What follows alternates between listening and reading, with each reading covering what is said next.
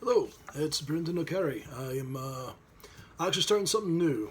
I've been getting some questions, a lot of them via email and private message, also things I've been asked at conventions and whatnot, about Dark Nova, about where it's going, where we are, and I should say it's pretty much now down to me at this point. I've still got my developers, but right now it's the fluff part of it, that's all me. Various and sundry things, and one of the things I just got asked today, which actually sparked this video, is about pronunciations of different races and things like that. So I decided, why not put together the first of a series of updates. I'm not a big social media guy. I don't like being on there if I can avoid it. As you could probably tell from looking at my professional Facebook, I haven't been on that thing in years. I prefer face-to-face interaction with people. I mean, those of you that have met me at conventions know I don't shut up when you're an in person, so it's not a problem being a hermit or antisocial. It's the medium. So I figured I'd start doing these videos and give you guys updates. Also open the floor up for you to ask questions for me to answer in these updates. Because one of the things I always want to do, being somebody who's played AD&D since 1982, I've always loved the ability of players to give feedback to the people developing the game. You couldn't really do it back then. And over time, as things changed, the internet developed, convention appearances started happening more and more. We're like, back in the 90s, with a lot of conventions. When I first started doing sci-fi and fantasy conventions, late 80s, early 90s, started getting to meet these people. I started actually running into the people developing the games and be able to ask them questions. So as the developer, I want to be here for you guys so that you can ask me questions, because this is a game. I'm sharing the world that's in my head that drives me a little batty sometimes with you guys so that you can play in it. I want to be there for you to answer questions you've got. And again, those of you that have run into me at conventions know that you get me started. I won't shut up about it. But the current situation being what it is, it's a little difficult to do, and I'll get to that in a minute. So this is the first video of a series that I want to do, just informal stuff, where I give you information on where we're at, and then open up the comment section for you guys to ask questions you want to see answered in the next one. I'll try and do these. I can't promise it'll be weekly, but I'll shoot for it. More to the point, it's based on what questions I get and what updates I have to give you. So, first things first. As I announced a while back, you guys know that we're working on a second edition. Now, right now, me and one other developer are working on that because we're spitballing a lot of things at the wall right now to see what we want. We're getting feedback from some of our players that are in the local area as to the issues they've had. Got feedback from some of you guys on Facebook and other places and at conventions. And it was enough changes. There were legal things that happened with the split of the company to where I wound up being sole owner and having all of it, where changes need to be made to the print version of the book anyway.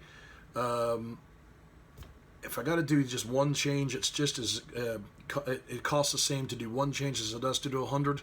So I figure I might as well get all that stuff that you guys have been telling me about that you'd like to see changed, put it all into it, make it a second edition. It's not going to be, if you guys are old school D&D gamers, you know what I'm referencing here.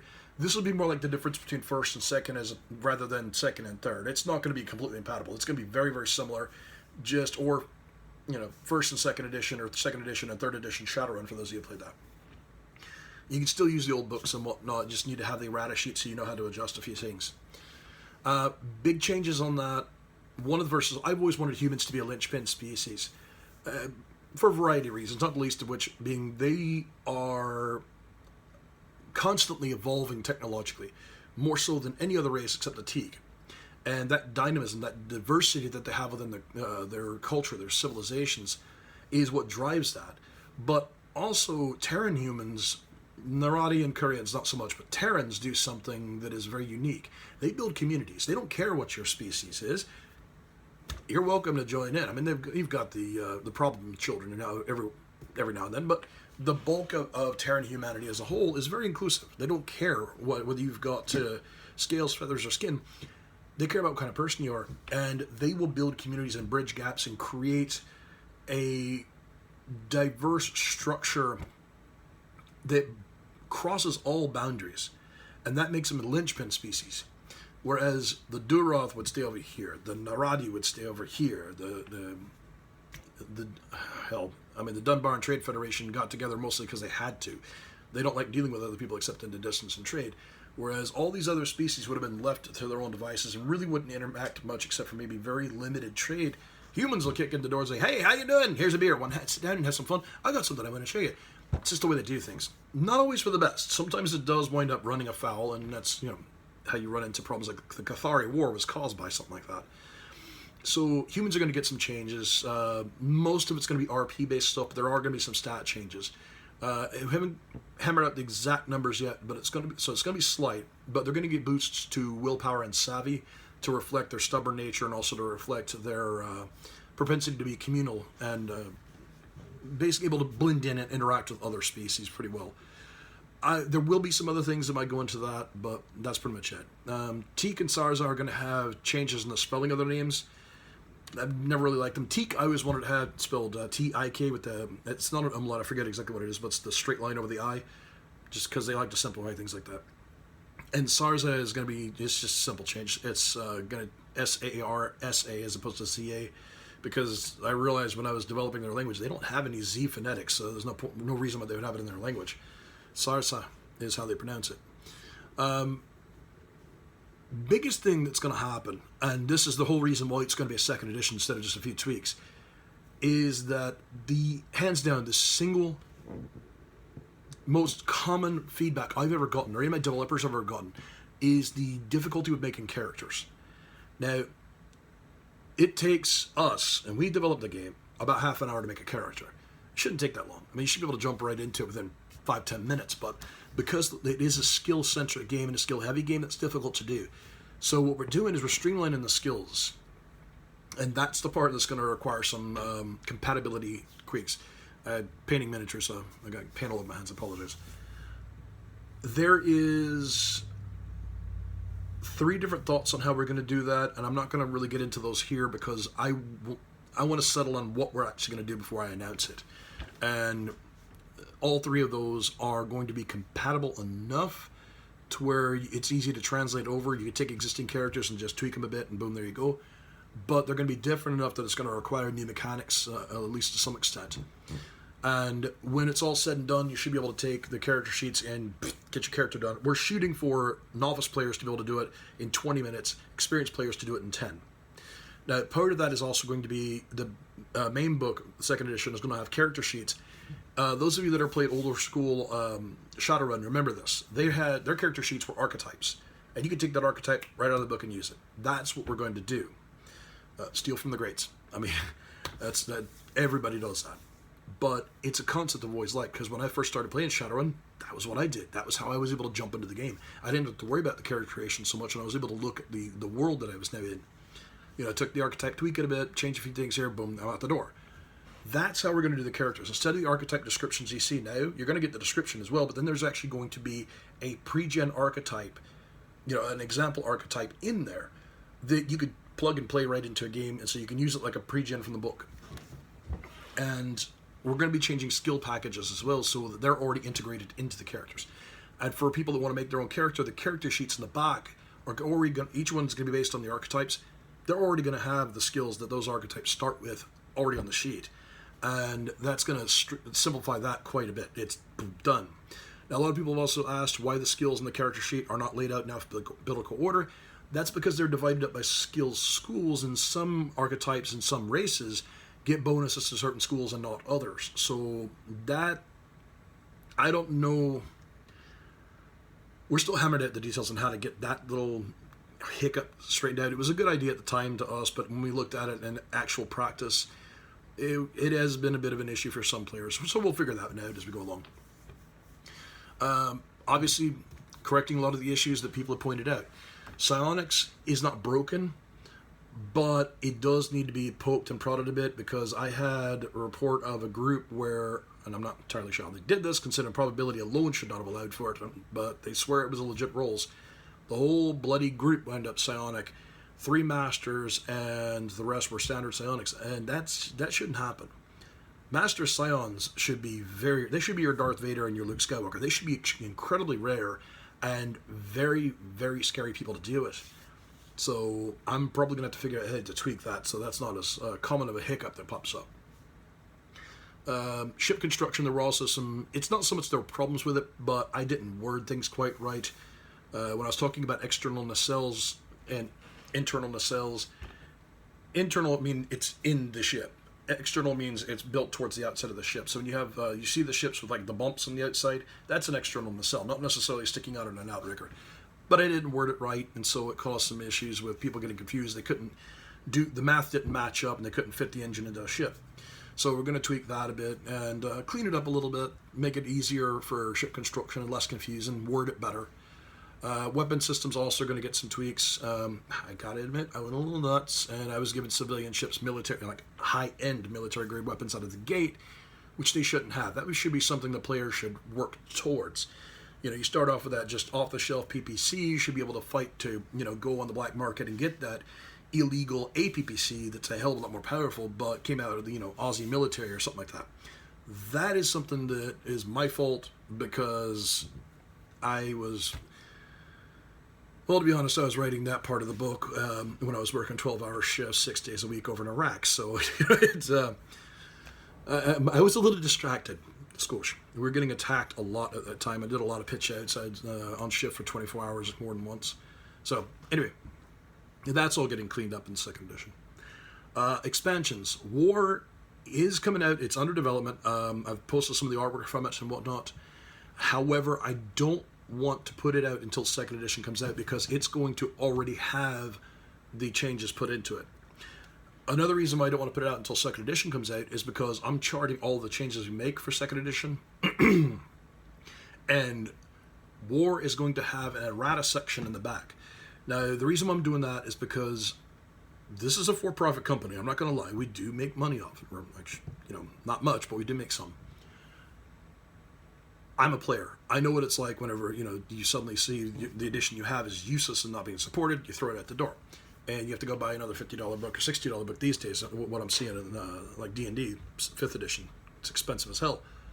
I don't want to do that to my players. So if you already have the first edition of the DNRPG, you can take that and with the errata sheet, the errata section that's in the back of War or the Dark Nova Companion, which I'll get to in a second, and you can use that to convert what's there over. That's the goal. That being said, the second edition, I've got Roman Kochnev doing a lot more artwork. He's redesigned some of the ships. Jeff has got a family life. He's not drawing as much as he used to. He can't. He's up to his eyeballs with work and kids. So Roman is doing some great artwork. I posted a little bit of that. He's redesigned some of the older ships that we were never really happy with, as well as developed new ones. So there's going to be a whole new artwork in there. I'm still trying to find an artist to redo the races. Erica did an amazing job with the illustrations for that, but I'm wanting to get more filler art with different examples of those races and whatnot. And I'm seeing if she's available, but with her health issues, I'm not entirely sure, so we'll see. But it's going to have, the second edition book's going to have a lot more artwork in it, things like that, a lot better artwork. Just generally, it's going to be an improved book. So I would like it if you buy it, but I don't want you to have to buy it, which is why the errata section is going to be in the expansions that I'm working on now. The Dark Nova Companion I mentioned is all the stuff that I couldn't fit into Fortune and Glory or the Dark Nova RPG that didn't make sense to put into War. It wasn't, you know, warfare related, so it just, I wound up with enough to make about another 350-page book. So that's going to be another expansion, and it's going to cover a lot, just a random, all over the place. New races, social stuff, descriptions of life aspects, going over how to develop fringe colonies. When you're the GM, how to design these colonies, and how to design their layout, the structure, in ways that make sense. You know, like mining colonies. The mine is going to be the core of the colony. All the tech is going to be there. The people, generally not I mean, they're not slaves, but they're generally not exactly living in the best of conditions, and sometimes those colonies are pretty bad. I mean, they're shanty towns around the mine. Not always, but sometimes. So this will allow you to look at the mine, how profitable it is, what the corporation's mentality is, and actually you could randomly generate these things. That's what we're working on for that right now.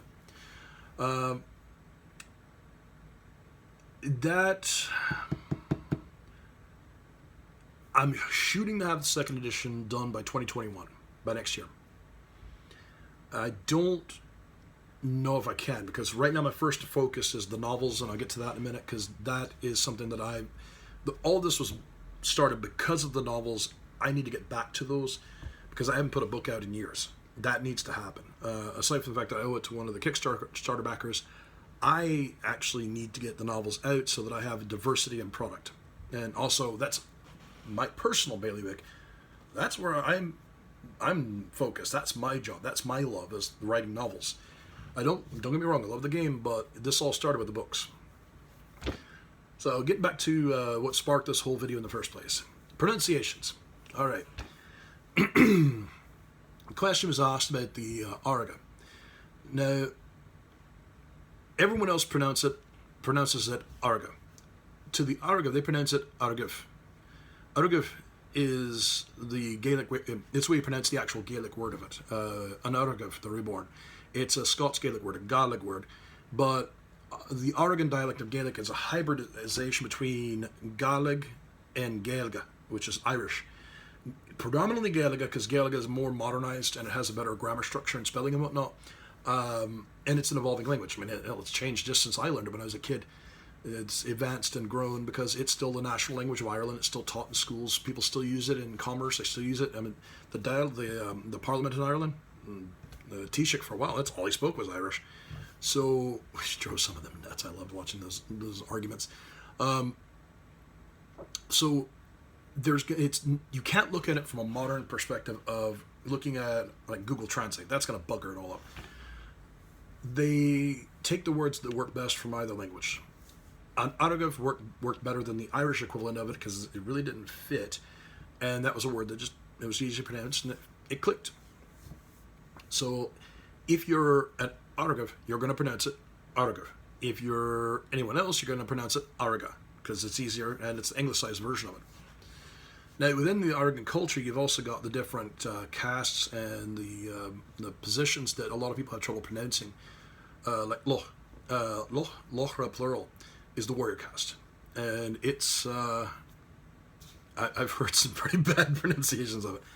Irish is a language that is not spelled anything like it's pronounced 9 times out of 10. So Loch or Lochra. The File or Fili is the artists, the poets, musicians, singers. The artists, if it has to do with the arts of any sort, that's them.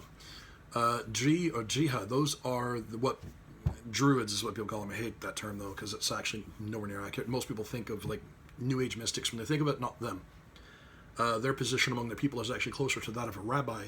They're a religious scholar and a seer. They're not priests. It's a little weird. They never were priests. It's kind of a history's retrospect and looking at it from a Judeo-Christian perspective where you have priest, parishioners.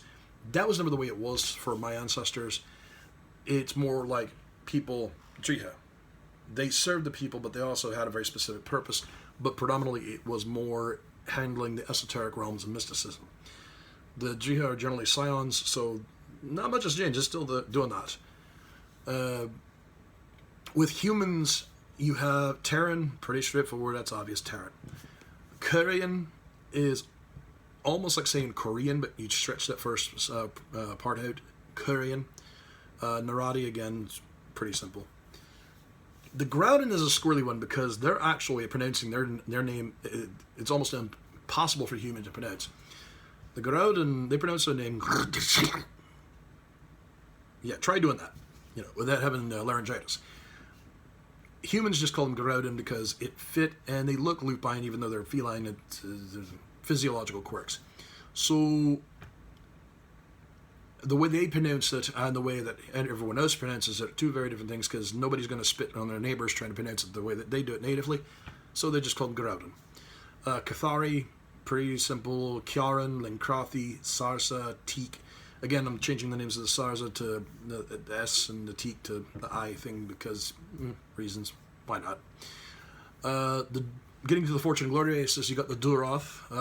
I try to make the spellings of these pretty simple because they use a completely different alphabet for their races. This is the human equivalents. Rakshasa is actually a human word, so that's pretty simple and straightforward there. And then the Sleeth. The Bintai, again, they're one that you run into a lot, so their name actually matters. And the Bithrani, which the Bintai, that's their word for them, which they took and embraced, meant not people or less than people when they were slaves. And when they rebelled and won their freedom, they took it as a badge of honor. And it been complete jackwagons to the rest of the galaxy ever since. Kregarum, that might be a little hard for some people to pronounce. The spelling is a little weird. The Areli, you don't really want into those very often because I put them in there to be a Deus Machina foil for the GMs to use if the players got too far out of control. Story-wise, it makes sense why they wouldn't really be involved too much. They kind of do things from behind the scenes as much as possible. The Borga get mentioned a couple times, Chuat, a few others, but generally you're not going to run into those as races. I still haven't decided exactly what races are going to go into War and the Companion, but I generally try to put 3 races in each expansion. As I said, I'm working on the novels right now, so I've got the Heroes trilogy, which is The Calling of Heroes. That's one I've been working on for 20 years. That was the basis of this whole thing. I never did finish it because I got sidelined doing the game, and that's going to be a linchpin novel for the whole thing because everything ties to that. And there's 3 books in that series. There's more books after that, but that trilogy is what I'm working on right now, and I need to get the first book at least out. And then you have the Hyperion Tales anthology. That's the one that players are probably going to be more interested in some ways, because the Heroes trilogy focuses more on the Araga. It's just the way the story is set up for that. The books that come after that aren't tied to that trilogy. They focus on other things. Free trader crews, mercenary companies, things like that. The Hyperion Tales anthology, on the other hand, was sort of the Dark Nova version of Chaucer's Tales. It was I wanted it to be a group of random people from different walks of life gathering together while traveling and sharing tales of their origins, or tales about themselves. So you got a free trader, you got a Templar, you got a courtesan, you got a hunter priest from the Groudon tribes. You've got a mercenary from one of the corporations, all there, and they share tales, and each one of them is from their own voice. So each one of them has a different personality, I guess, if you will, in how it's written, which for me as an author is challenging as hell. I normally write third person. The overall narrative is third person, but each of these stories is first person. That's a challenge because I normally don't do that very often. The Captain Sally's description of the history is the first time I ever really did that in bulk. So it's challenging for me as an author, but for you out there as the players, it's going to allow you to actually see what the life is like for some of these people, get some origin stories for some of them, find out what makes them tick, why do they do what they do, and how do they do things. Also, you'll recognize the free trader's tale pretty quick. I had to do it's basically a pulse rifle wedding that's been expanded out quite a bit. I did that for a variety of reasons. So, because I want players that have been through that to be able to see it from somebody else's perspective of how they went through it and handled it. That's, like I said, I'm trying to get one of those books done by the end of the year, and it goes to editors, and then from there to the agent, and after that, out of my hands. I have no idea how long it's going to take to get to a shelf. Probably going to get kicked back for revisions of one sort or another. Now, convention appearances. I'm not doing any right now for obvious reasons. This COVID-19 has buggered everybody's world up. I can't even begin to tell you how annoying this thing is. I'm effectively out of work right now because I do executive protection, and there's not exactly a lot of calls for high-end corporate bodyguards when nobody is walking out of their bloody door. So I'm sitting at home, waiting for this to blow over. Good news, it gives me more time to write. Bad news, it's irritating, and I can't go anywhere.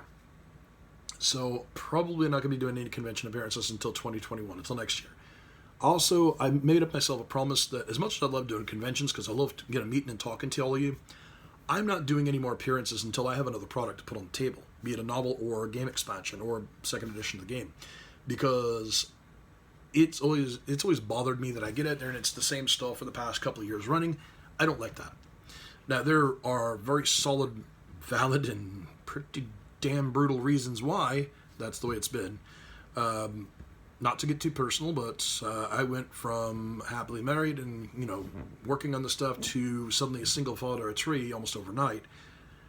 And it turned my world upside down. So that is, and some health issues because of injuries that I received in Iraq.